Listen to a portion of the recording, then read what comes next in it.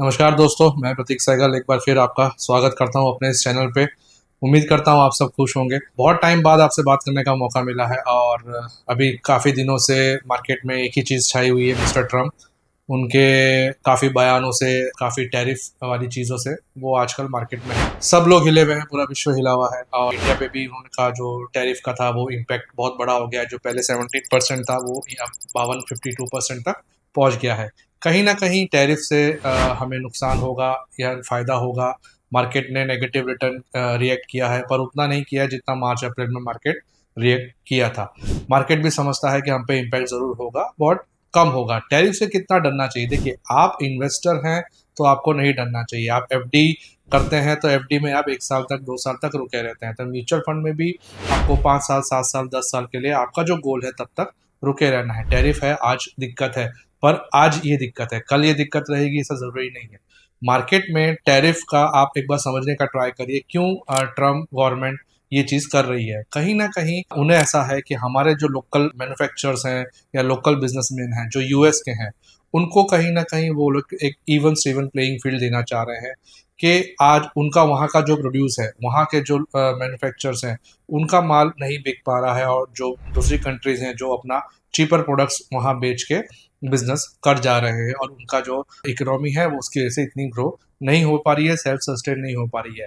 आपको याद होगा कि इंडिया में भी मेक इन इंडिया का कॉन्सेप्ट चलाया था मिस्टर मोदी ने, ताकि हम लोग लोकल प्रोड्यूस यूज़ करें, ताकि जो लोकल हमारे बिजनेसमैन हैं वो ग्रो करें, देश की इकोनॉमी ग्रो करे, क्योंकि यहाँ का पैसा बाहर ना जाए।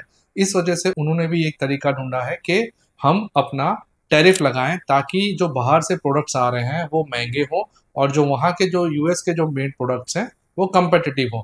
क्या हो रहा है कि अगर यूएस का प्रोडक्ट 300 रुपये में मिल रहा है या 500 रुपये में मिल रहा है, तो वही चीज़ बाहर से जो आ रही है वो वहाँ के कंज्यूमर को थोड़ी सस्ती मिल रही है। तो वो बट ऑब्वियस है कि वही बाय करेगा। तो अल्टीमेटली जो उनका वहाँ का लोकल प्रोड्यूस है, क्योंकि वो महंगा हो रहा है, तो उनका जो सेल है या उनकी जो ग्रोथ है वो अटक गई है, म्यूटेड हो गई है। तो कहीं ना कहीं अपने बिजनेसमैन को फायदा देने के लिए ये टैरिफ चीज आई है। ये बात अलग है कि कहीं ना कहीं कुछ कंट्रीज पे उन्होंने पर्सनल टारगेट्स लेके भी इसको अननेसेसरी बढ़ा दिया है, जिसमें उन्होंने डब्ल्यूटीओ की भी अवमानना करी है कि एक प्लेइंग फील्ड जो है वो इवन स्टीवंस होनी चाहिए, फेयर ट्रेड होना चाहिए। तो वो कहीं ना कहीं दिख नहीं रहा है। इंडिया पे भी उन्होंने 17 का 26 किया और उसके बाद सीधा 52 कर दिया, और उसके जो रीजंस दिए हैं वो भी इतने लेजिटिमेट नहीं है। तो जनरली ये चीज़ है कि आज जो इस तरह के डिसीजंस होते हैं वो लंबे नहीं चलते हैं। आप मान के चलिए कि ये अभी कुछ तक है, अभी कुछ मुलाकातें होंगी, मिस्टर मोदी भी जा रहे हैं सितंबर एंड में अमेरिका, उसके पहले उनका चाइना का ट्रिप है, रशिया के साथ है। तो कहीं ना कहीं बाकी के जो देश हैं वो इसके अगेंस्ट में यूनाइट हो रहे हैं। आपने देखा होगा कि कनाडा ने कितना बड़ा रिवॉल्ट किया है, कनाडा एजुटेशन पे भी आ गया है। उन्होंने कहा है कि हम बॉयकॉट करेंगे अमेरिकन प्रोडक्ट्स का। इसी तरह स्विट्जरलैंड भी, उनके ऊपर जो 39% का टैरिफ लगा है वो उसके खिलाफ हैं, और वो लोग भी कहीं ना कहीं ट्रम्प के अगेंस्ट जा रहे हैं। ब्राज़ील ने पहले ही बोल दिया है। सो इस तरह के काफ़ी कंट्रीज़ हैं जो इसका विरोध कर रहे हैं, और कहीं ना कहीं ट्रम्प एडमिनिस्ट्रेशन भी समझ रहा है, वहाँ की लोकल पब्लिक भी रिवॉल्ट कर रही है, जो वहाँ के लोकल सिटीजन है। क्यों कर रहे हैं? क्योंकि आप समझिए, टैरिफ बढ़ाने से जिस देश पे आप टैरिफ लगा रहे हैं उनके जो एक्सपोर्टर्स हैं उन्हें तो नुकसान होगा ही, पर जो कंज्यूमर्स हैं, जिन्हें एक बजट में अपनी लाइफस्टाइल चल रही थी, सडनली वो 25%, 39%, 52% या जितना भी टैरिफ लगा है, जो वो प्रोडक्ट कंज्यूम कर रहे हैं वो उतना महंगा हो रहा है, तो उनकी भी लाइफस्टाइल बिगड़ेगी, उनके ऊपर ही बर्डन आएगा। तो आप कहीं ना कहीं अपने मैन्युफैक्चरर्स को, अपने बिजनेसमैन को बचाने के चक्कर में वो आप अपने कंज्यूमर्स पे नुकसान ला रहे हैं। कहते हैं ना कि आप अगर हवा में थूकेंगे तो वो छींटे आपके ऊपर ही आएंगी। तो ये उस कहावत का वो है कि आप लोगों पे तो वो लगा रहे हैं, पर कहीं ना कहीं आपकी कंट्री के जो आपके नेशनल्स हैं उनको भी ये चीज़ का इफेक्ट अच्छा खासा आएगा। तो ये चीज़ कितनी सस्टेनेबल है हम आज नहीं कह सकते, पर लगता तो ये कि ये ज़्यादा सस्टेन नहीं करेगी। कहीं ना कहीं वो चाह रहे हैं कि उनका डॉलर भी थोड़ा गिरे, जो कि लग रहा है कि आने वाले समय में गिरेगा, ताकि उनकी जो डेट है, जो डेट पे उनको इंटरेस्ट पे करना पड़ रहा है, उसका बर्डन उनको कम हो। वो सबसे बड़ा हिंड्रेंस है जिसकी वजह से उनका इन्फ्लेशन भी कंट्रोल में आएगा। तो बहुत मल्टी फैक्टर्स हैं जिस वजह से ये चीज़ें हो रही हैं। कितना सस्टेन करेगी वो इम्पोर्टेंट है। हमारा मानना है कि ये चीज़ अगर सस्टेन नहीं करेगी, ये टेम्पररी है। आप देखिए हमारा मार्केट की, अगर मैं निफ्टी की बात करूं, तो जो मार्च अप्रैल में जो उसने रिएक्शन दिया था वो बॉटम अभी भी नहीं पहुंचा है, उससे हम लोग काफ़ी ऊपर है। तो कहीं ना कहीं हमारा मार्केट इस चीज़ को सस्टेन कर रहा है। कल ही एस&पी की रेटिंग्स आई हैं। एस&पी ने भी बोला है कि इंडिया का ऊपर जो टैरिफ लगाया है दैट इज़ मैनेजेबल, और इसीलिए हम उनकी रेटिंग्स बढ़ा रहे हैं। तो ये चीज़ सब बताती है कि हमारे ऊपर टैरिफ का इफेक्ट इतना ज़्यादा नहीं आएगा। हमारे जो बेसिक एक्सपोर्टर्स हैं, जो यूएस में अपना माल देते हैं, उसके जो मेजर्स हैं, they are diamond, rice, pharmaceuticals, automobile के भी हमारे एक्सपोर्टर्स हैं। तो ये सब चीज़ें हैं जो हम लोग उनको एक्सपोर्ट करते हैं, और हम जो सामने इंपोर्ट कर रहे हैं वो डिफेंस मटेरियल्स ज़्यादा है, एयरक्राफ्ट्स है, फिर स्पेस क्राफ्ट्स हैं। तो हम लोग इस चीज़ों में ज़्यादा वो कर रहे हैं। तो हमें वो इम्पैक्ट इतना नहीं आएगा जितना उनको आएगा, क्योंकि उनकी जो इंपोर्ट्स हैं इंडिया से वो बेसिक नेसेसिटी है। तो ये सब चीज़ें का उनको रिजल्ट शायद हमसे ज़्यादा महंगा पड़ सकता है।